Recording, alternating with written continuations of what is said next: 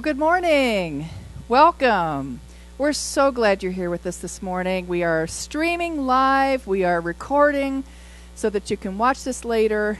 We're on the razor's edge of technology here at Unity of Charlotte. I'm so delighted that you're here with us because we obviously don't have an audience here. We have a couple people here, but we are abiding by our state regulations of no more than 10 people. So we're glad you're with us through our technology. So welcome. Welcome to Unity of Charlotte.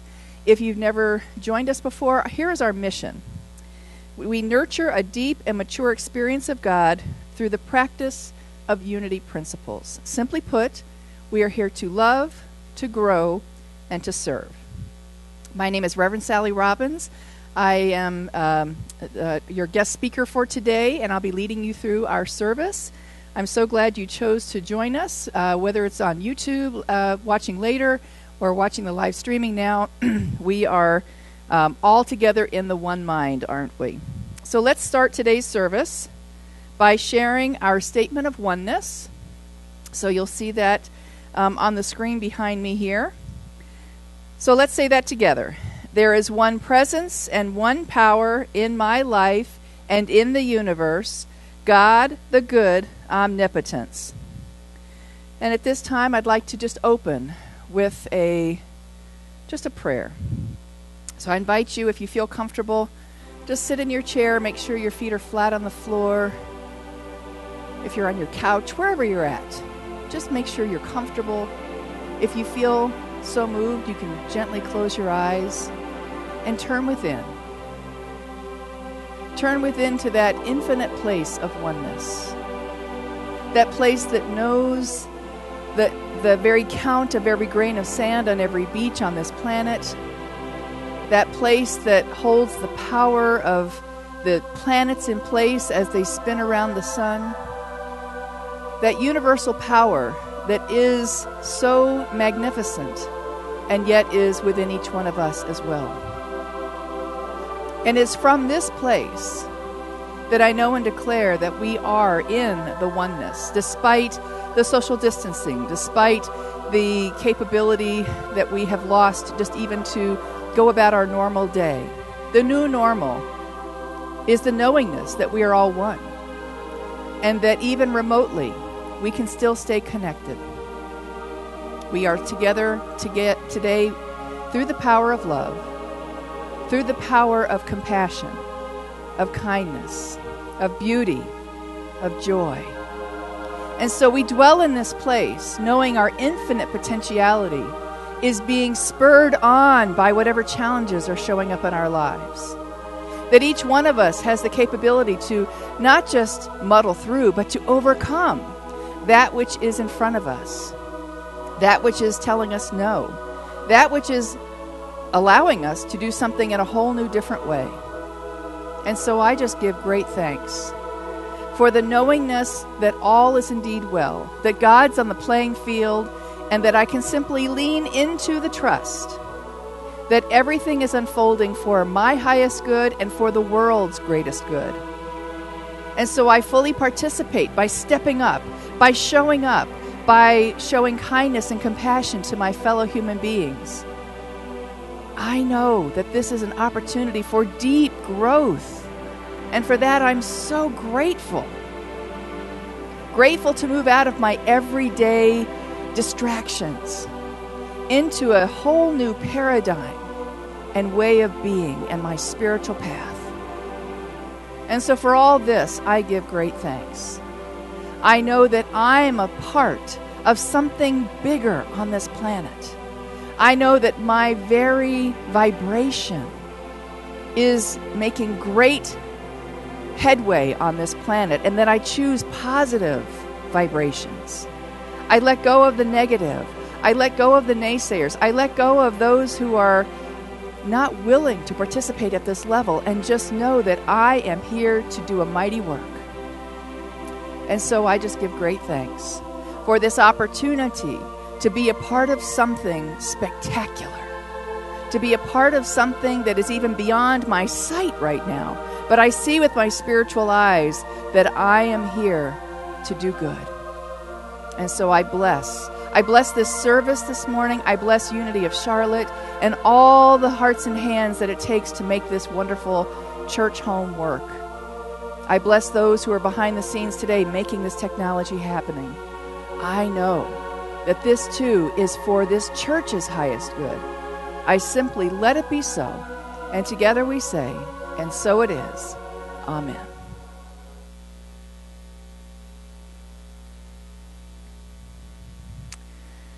All right. So we have an affirmation of healing, which again you'll find on the screen here behind me. So let's say that together. That has no end and a power that knows no bounds. God's healing power of divine life is restoring, healing, and revitalizing our world in this very moment. We let go of any fears or anxieties, and we affirm that all are safe, healthy, and protected. We bless all those who support us in maintaining vibrant, radiant health. We express divine life in all we think, say, and do. We bless our global family with radiant health, peace of mind, and abundant love. That's beautiful.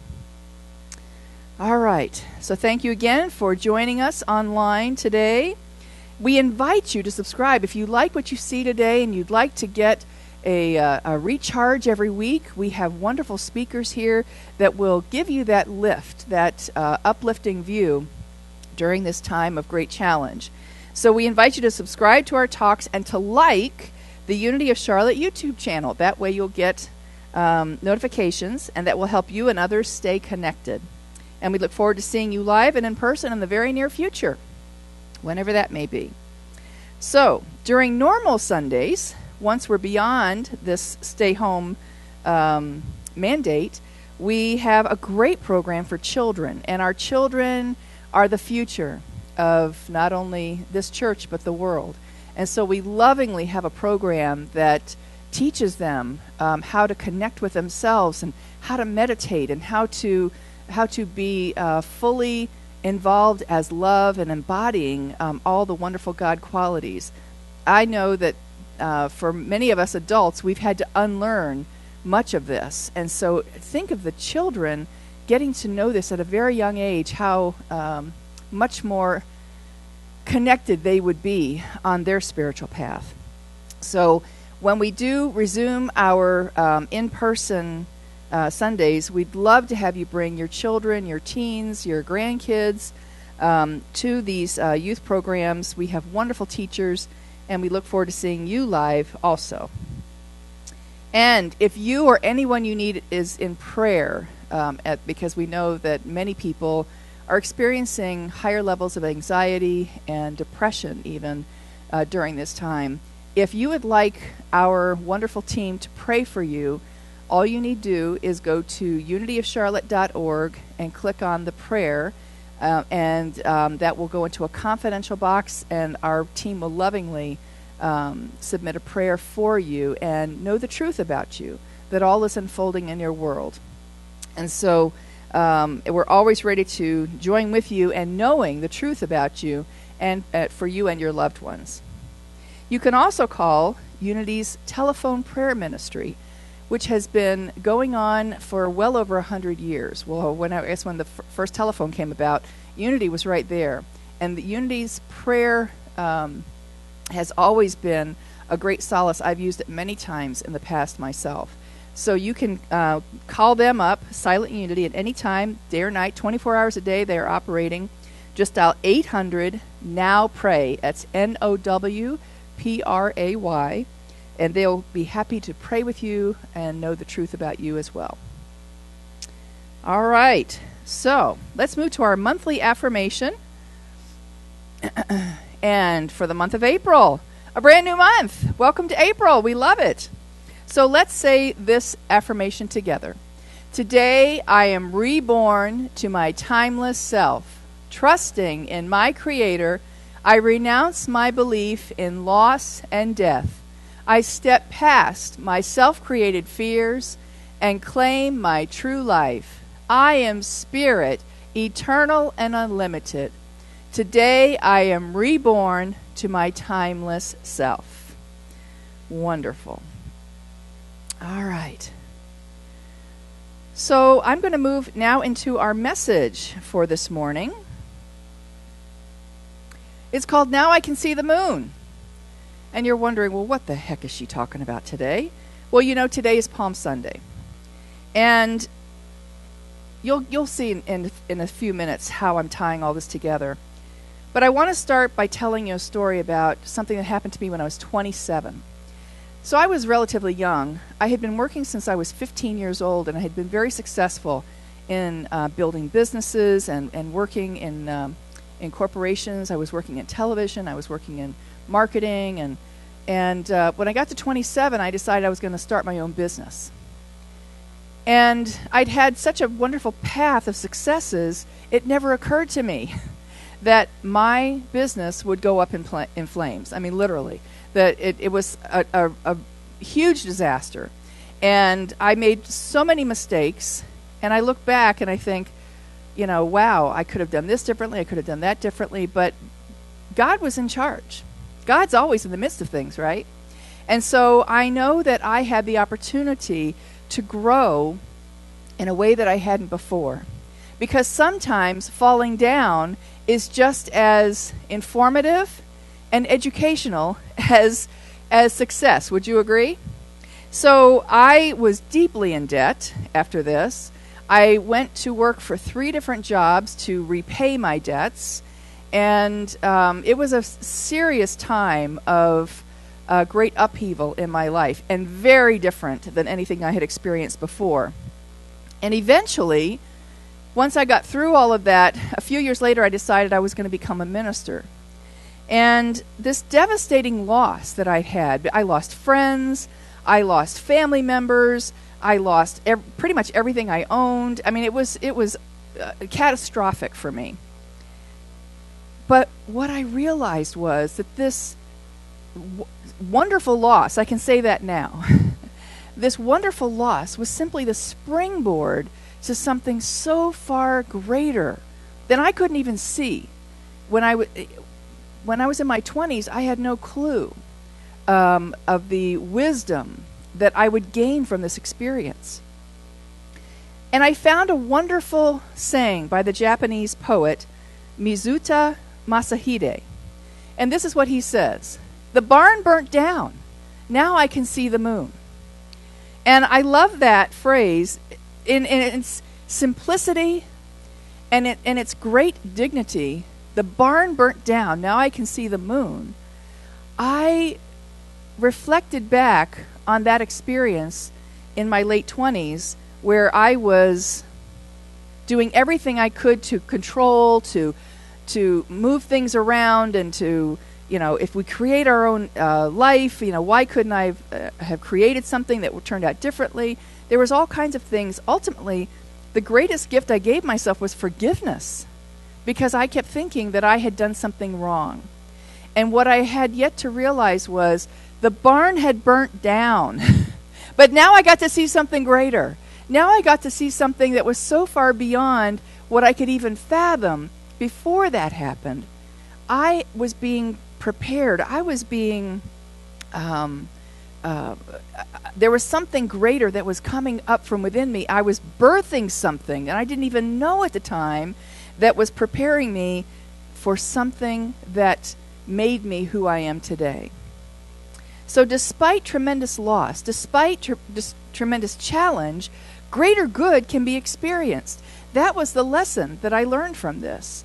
And in that lesson, there was a component of surrender, a component of me letting go of what I thought it had to happen. Can you relate to that?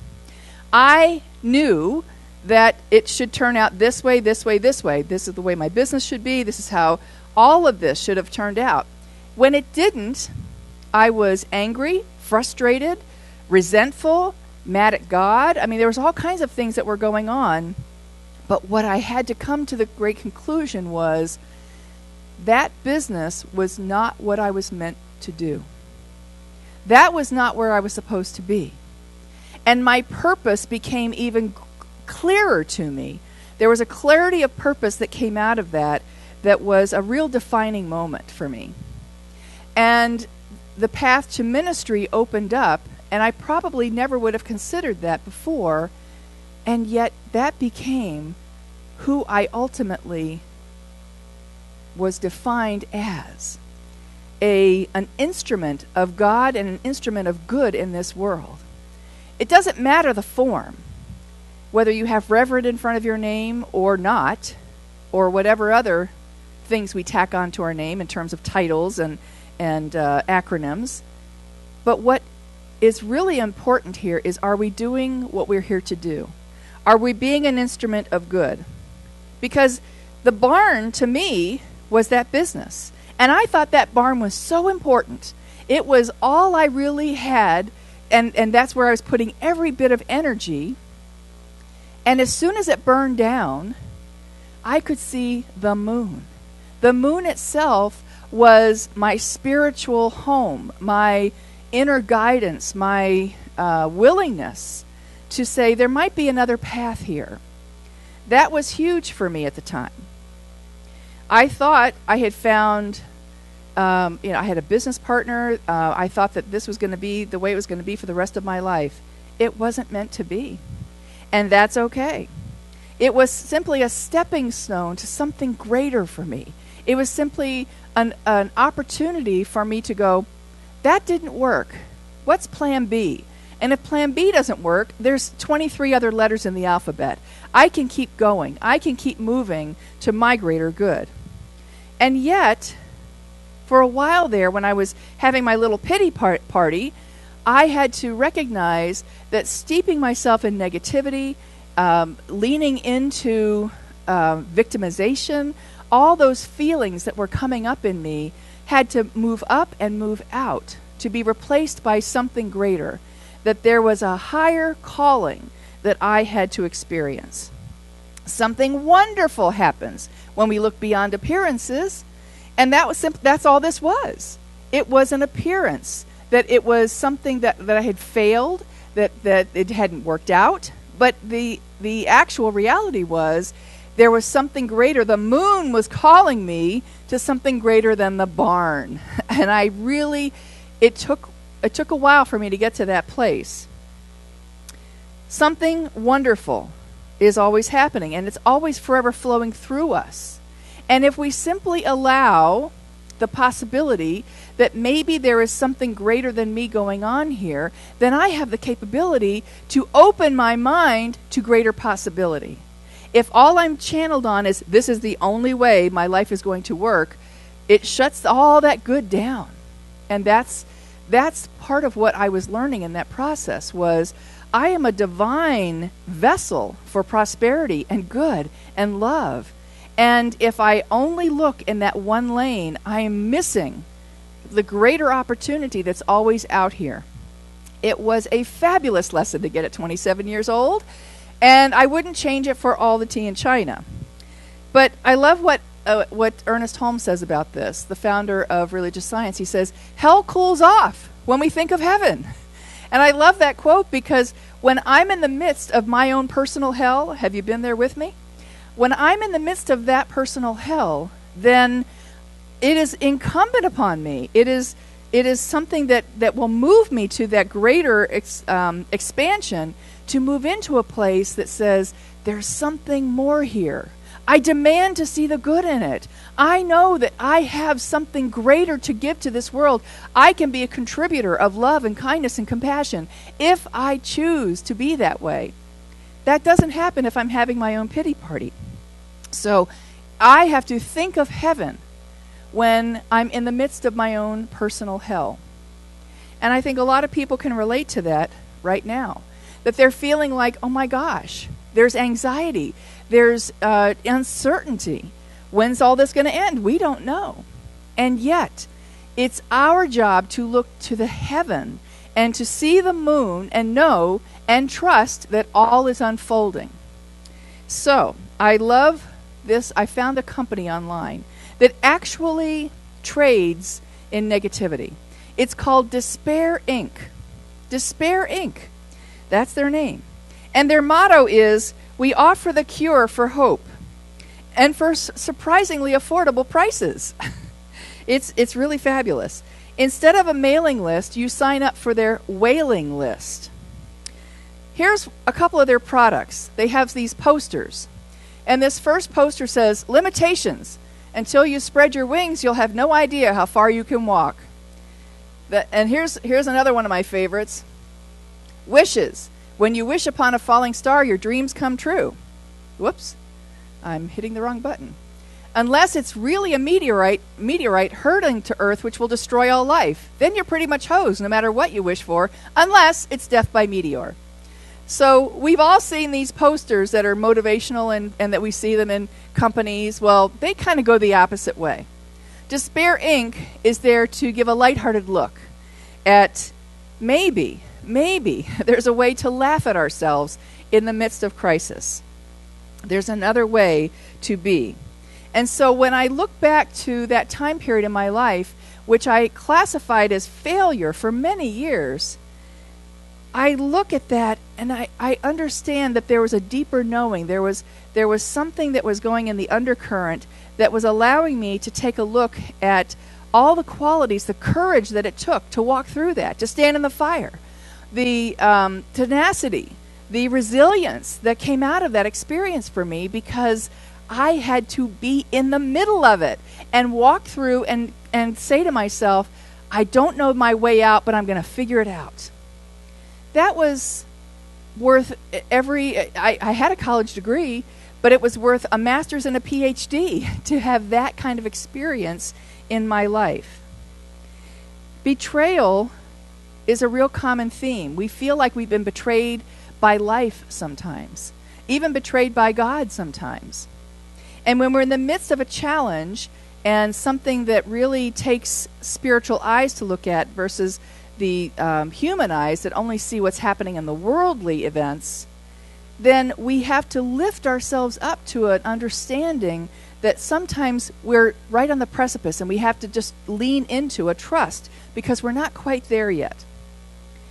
Well, today is Palm Sunday.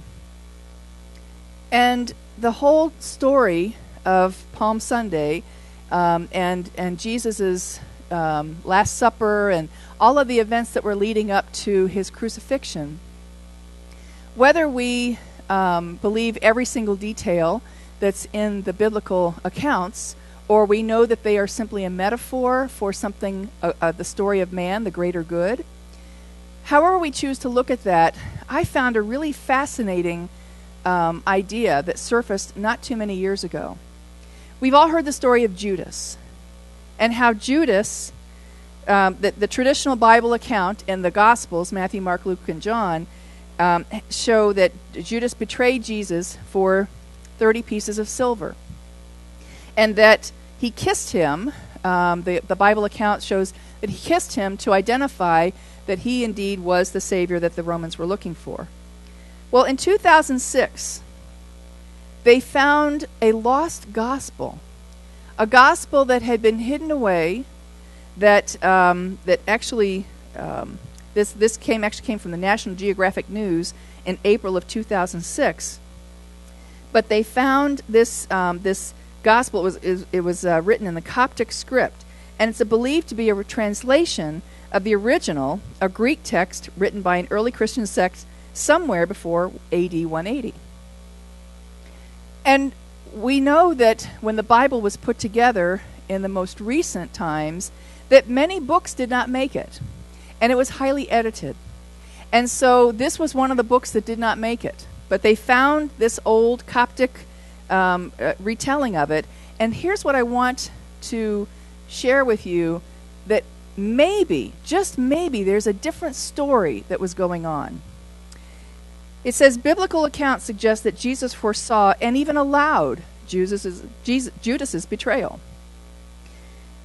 He betrayed him for 30 pieces of silver, and later the guilt-ridden Judas returns the bribe and commits suicide, according to the Bible. The Gospel of Judas, however, gives a very different account.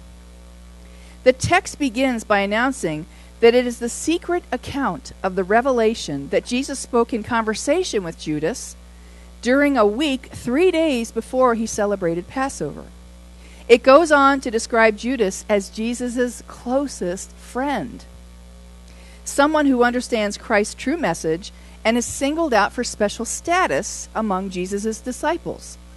In the key passage, Jesus tells Judas, "You will exceed all of them, for you will sacrifice the man that clothes me." There was an interpreter who gave this idea of what that meant.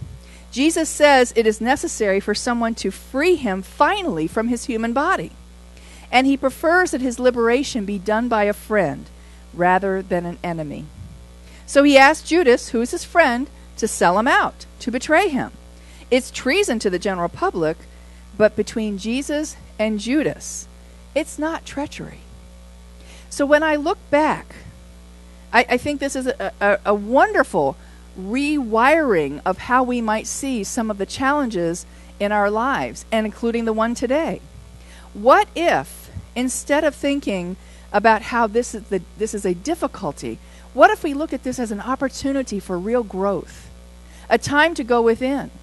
A time when maybe we don't have the opportunity to go out and distract ourselves with all the wonderful things that we have in our lives so far. But what if it's a time for us to really step up and live these principles to the very best of our abilities, because we don't have all the distractions that we normally have? I look back at that time in my life as one of great angst, and I vividly remember sleepless nights and wondering how I'm going to pay my bills, and it was terrifying in some moments. I will admit that. But when I look back and see that fire was simply burning away things that I no longer needed, even relationships that were no longer serving me. What if, at some level, maybe even before I incarnated, my soul decided, you know what? This might be the perfect opportunity. The perfect opportunity for you to grow into something greater than yourself. And what if everything in my life, including that which is happening to me today, is allowing me the same capability for growth, for connection, for embodying these principles that I so lovingly espouse? It's easy to talk about this. It is much harder to live this truth. It is much harder to walk this path of cause and effect, which says what you put out is what you get back. The law of karma. It's repeated in almost every denomination out there, that what we put out is what comes back to us. And so why would I not want to put out love and kindness rather than tension and anxiety and all these things that it is so easy to get caught up in? I'm finding that this is one of the richest times of my life, because I'm giving myself the gift of knowing that there is so much more here below the surface that I can't even see yet. In hindsight, I'll have that 20/20 vision. Right now, it's hard. It's very difficult. And there are times I'm in the same boat with everybody else. I'm going to be filing for unemployment, and I have no clue. I have no clue what's going to be happening in my financial world. And yet I trust that I am the vessel of good, the vessel of God, and that prosperity flows to me and through me without interruption. And that I need not worry. Just as his eye is on the sparrow, Spirit has got my back. This is very difficult to walk on a daily basis. When you're in the midst of challenge, it's probably one of the not only difficult times, but it's the most rewarding time. Mary Tyler Moore, who's had a life of lots of difficulties, said a quote which I've always remembered. She said, "It's really easy to be brave when everything's happening like it should. Bravery comes about when you're in the midst of the unknown. Bravery is there when you are challenged by something that is out of the norm that you don't know how to handle." And this is what I'm stepping up to do. Do I really have that tenacity and bravery, that courage that I say that I do? You don't know until you're in the midst of it, right? And Spirit's giving us a wonderful opportunity right now to really dive deep into this. Well, Judas portrayed, and if this is the, it's not working. If Judas portrayed and did his part in what Jesus said, did I turn this off by any chance? Can you advance it? Can someone advance it? Tiffany can, there we go. And one more, please. Thank you. So, what if this challenge and I are simply puzzle pieces that are coming together to fit into something that is so greater? What if each of us are simply the puzzle pieces in determining a greater good here? There's so much that is beyond our human sight. And just like the caterpillar, next slide please, just like the caterpillar turns, into this chrysalis and then becomes this butterfly. Well, you know what the chrysalis is? It's goo. It's this gooey stuff that is the transformative process. And I'm sure the caterpillar is not having a comfortable time going through this. And yet, the beauty of the butterfly is the result of it. If we simply trust that this process is absolutely for the best of everyone. So this is how we move forward. That there is a current state, that which we are in, and then we have to go through the transformation to the future state. That future state is what is allowing us the capability. We know it's there. We may not even have the full view of it yet. And yet I know the transformation is the vehicle to get me to that place. This requires change. Excuse me. This requires a deepening of our consciousness for a greater good. I was listening to an Audible book. I highly recommend this book, by the way. The book is called The Obstacle is the Way, and it's by Ryan Holiday. And that book is one of the best opportunities right now for me to understand what's going on in our world. I was listening to it just recently, and he was talking about how Lincoln actually suffered from debilitating depression. Back then they called it melancholy. And this was something he dealt with his entire life. They didn't know much about it in those days. But Ryan Holiday points out in his book that there was his personal pain was the transformation. And that was what allowed him to understand suffering and to relate to people that were in similar situations that were not had great opportunities during that time. Virgil has a wonderful phrase, he says, that Lincoln was schooled in suffering. Schooled in suffering. Now, suffering, I've always believed, is optional because we can come at it from a whole different viewpoint, that if I'm in the midst of this transformation, I can walk through it and I can deal with what is with cheerfulness, and compassion for myself. Now, if I had done that when I was 27 years old, that would have been a very different experience. But I didn't know that at the time. And I had to move at the level of, we always do the very best that we can at the time that we can, and know what we know. And so I know now that there is a greater wisdom that is at work here. And so when I go through trials and tribulations now, I'm in a different place. And I truly understand that I can lean into and surrender to something that I quite can't fully see. I know there's a pony in there somewhere. That's the attitude that I'm having here. And so what if crisis, the barn burning down, the crisis, is simply our opportunity to see the moon? It's simply our opportunity to see a greater good here and to be a part of something that transforms the world. That's where I want to hang out. That's where I want to be. That's where I get my juice and my passion. So what if the crisis is merely the opening for the transformation? Now I can see the moon, and I can fully embrace it, and I can understand that everything I've gone through, the barn burning down, was simply the vehicle to get me to a higher place. I love this, that sometimes we have to have a crucifixion before we have an ascension. And these are necessary steps in our spiritual evolvement that allow us a greater vision, a greater understanding, and a greater way of being in this world. Today, I'm a better person for having gone through my barns burning down. There have been several since then. Several. Maybe this is another one. I'm choosing to see it differently. I'm choosing to see that there is so much good. When I see the news, I can weed out that which is negative. I still am following hygiene rules, and I'm still doing what I need to do.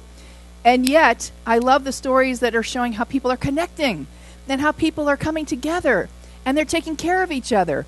Maybe this is an opportunity for us to get a greater arc of wisdom and have our own inner transformations that allow us to understand that this too is for our highest good. This too. See, crucifixion can be a loss. It can be a death. Many people are losing their jobs. Many people have lost their financial footing. Many people have lost loved ones to this COVID-19. It's not the end. This is just the beginning. Just the beginning for us. So the barn has burned down. But now I can see the moon. Maybe today in Palm Sunday, we can have a greater idea that we are not just cogs in the wheel, but our very vibration is needed to transform this planet to something that it has never been before. One of compassion and caring and kindness. All of this is adding up to the understanding that maybe I am just as needed in this moment to be all of those things, and that I can get a greater understanding that even when I'm in the midst of trial and tribulation, that I can model for myself and for the world that there is something more behind the distraction of the barn burning down. At 67 years old, Edison's laboratory in New Jersey burned to the ground. He was at dinner, and one of his employees ran into the house saying, Mr. Edison, the lab is burning down. There's a fire. So he runs off. By now, hundreds of people, onlookers have gone to the scene. And he's looking for his son, his young son.